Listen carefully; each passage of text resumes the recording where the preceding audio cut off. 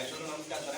ನಮ್ಮ ಹೊನ್ನಳ್ಳಿ ಭಾಗದ ರೈತರು ಸರ, ಪ್ರಕಾಶ್ ದೊಡ್ಡಮನಿ ಅಂತ ಹೇಳ್ತಾರೆ ಸರ್ಗೆ. ಮೊದಲ ಈ ಹಸ್ಮನಿ ಅಂತ ಹೇಳ್ತಾರೆ ಸರ್. ಮೊದಲೇ ಔಷಧಿ ಕೊಡೋದ್ರಿಂದ ಮುಂಚೆಗ ಹೆಂಗಿರ್ತಾರೆ ಆಕಳಿಂದ? ಇದು ಹೆಂಗಿರ್ತಂದ್ರೆ ನಾವು ಮೊದಲು ಯೂಸ್ ಮಾಡ್ತಿದ್ವಿ.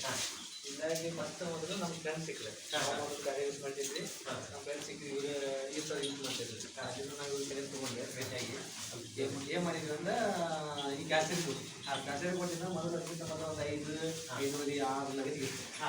ಆಮೇಲೆ ಕ್ಯಾಸೆಟ್ ಹಿಂದಿನ ಯೂಸ್ ಮಾಡಿದ್ವಿ ಮತ್ತು ಸ್ವಲ್ಪ ಆಗ ದಿನಿತ್ತು. ಈಗ ಆಗಲೂ ತೊಲಗಿಲ್ಲ, ಚಲೋ ಆಗೈತಿ. ಮತ್ತೆ ಚೆನ್ನಾಗಿ ಹಾಲು ಇಳುವರಿ ಜಾಸ್ತಿನೇ ಆಗೈತಿ ಸರ್. ಹೇಳತ್ತಾರ ಸರ, ಇದು ನಮ್ಮ ಕಾಲ್ಸಿರಿ 5 ಹಾಕಿದ್ರೆ ಈಗ ಒಂದು 8-9 ಸರ್ ಹೇಳ್ತಾರ ನೋಡಿ ಸರ. ಮೊದಲ ಆಕಳ ಹೆಂಗಿರ್ತಪ್ಪ ಅಂದ್ರೆ ಸ್ವಲ್ಪ ವೀಕ್ ಇತ್ತ, ಒಂದು 7-8 ಲೀಟರ್ ಹಿಡಿತಿತ್ತು ಅಂತ ಹೇಳತ್ತಾರಿ. ಈ ಔಷಧ ಹಾಕಿಲ್ಲಪ್ಪ ಅಂದ್ರೆ ಮೇವು ತಿನ್ನಾಕತಿ, ಆಕಳನು ಕೂಡ ಚೆನ್ನಾಗಿ ಚಲೋ ಆಗೈತ್ರಿ. ಈಗ ಎಷ್ಟು ಲೀಟರ್ ಜಾಸ್ತಿ ಆಗೈತೆ ಸರ? ಒಂದು 4 ಲೀಟರ್ ಹಿಡಿತಿದ್ರೆ ಫಸ್ಟ್ ಎಷ್ಟು ಹಿಡಿತಿತ್ತು ಸರ್ ಆಕಳ?